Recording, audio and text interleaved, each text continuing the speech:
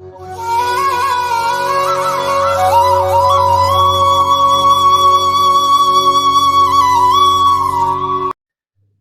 பக்தர்களுக்கு என் அன்பு வணக்கங்கள்.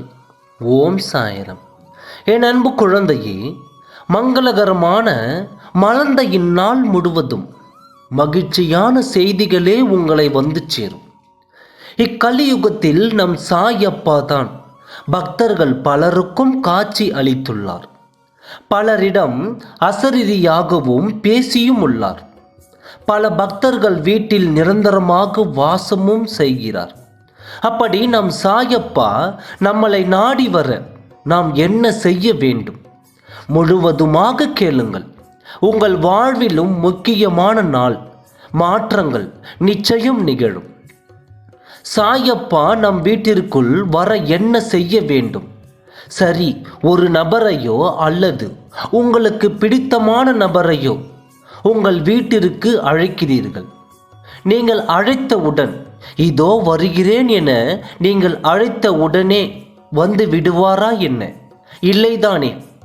அந்த நபருக்கு உங்கள் மேல் மரியாதையும் அன்பும் விருப்பமும் இருந்தால் மட்டுமே உங்களை தேடி வருவார். அப்படி என்றால் சாய் நம் வீட்டிற்கு வர நாம் சாயப்பாவை அழைத்தால் மட்டும் போதுமா? சாயப்பாவின் பரிபூர்ண அன்பை பெற வேண்டுமல்லவா? நம் வாழ்வில் துன்பங்களை எதிர்கொண்டு கண்ணீர் விடும் பொழுதுதான் சாயப்பா நமக்கு ஆறுதலை கட்டாயம் தருவார்.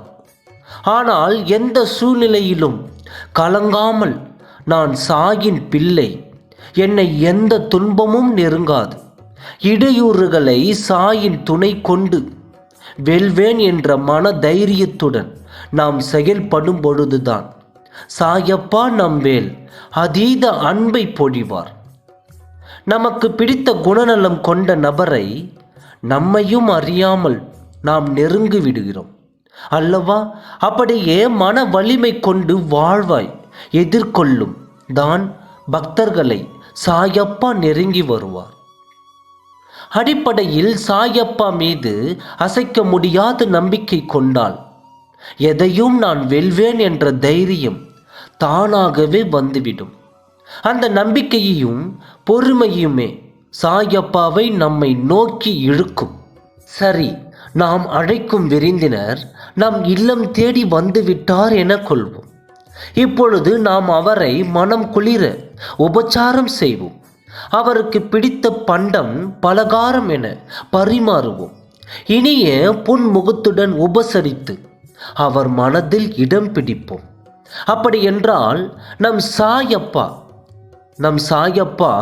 நாம் இல்லம் தேடி வந்தால் நாம் அவருக்கு என்ன செய்வோம் என செய்ய வேண்டும் என, அதாவது பூஜை புலஸ்காரங்களா தினமும் அவர் பெற்று வருகிறாரே, அபிஷேக அலங்காரமா லட்சக்கணக்கானோர் செய்து வருகிறார்களே, ஆடை ஆபரணமா பூத உடலில் இருந்த பொழுதே வெள்ளை ஆடை மட்டுமே உடுத்திய எளிய மகான் இதையெல்லாம் விரும்புவாரா?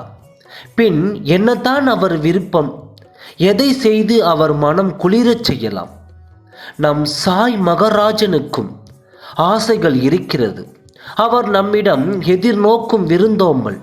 நாம் தூய இதயம் எதற்கும் எப்பொழுதும் நேர்மையை கைவிடாதே குணம், வறுமையிலும் செம்மை, எளியோருக்கு நம்மால் முடிந்த அளவு உதவும் ஈகை, யாரையும் வெறுக்காமல் யாருக்கும் தீங்கி இழைக்காமல் வாழும் அன்பு நிறைந்த உள்ளம், இவையின்றி வேறு எதுவும் பெரிதாக எதிர்பார்ப்பதில்லையே.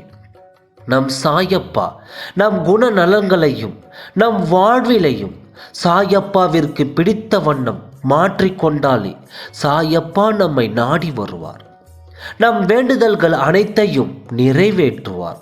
நேர்மையாக நாம் வாழும் பொழுது ஓம் சாய்ராம் என்ற மந்திரத்தை சொல்லி நாள் ஒன்றுக்கு ஒரு முறை உச்சரித்தாலே போதுமே, நம்மை நோக்கி ஓடி வருவார் நம் சாயப்பா.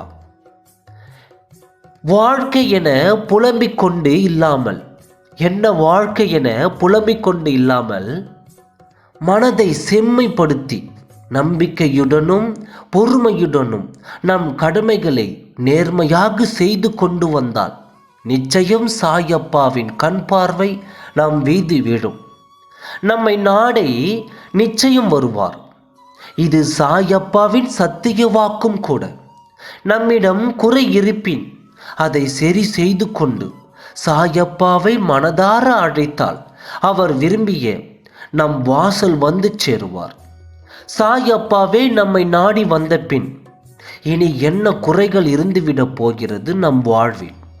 இன்றே சாயப்பாவை அழைத்து நிரந்தரமாக நம்முடனே வைத்து கொள்ளலாம். இனி எல்லாம் ஜெயமாகும். சாயப்பாவை நம்பியவர்களை என்றும் கைவிட்டதில்லை. ஓம் சாய்ராம். நன்றி.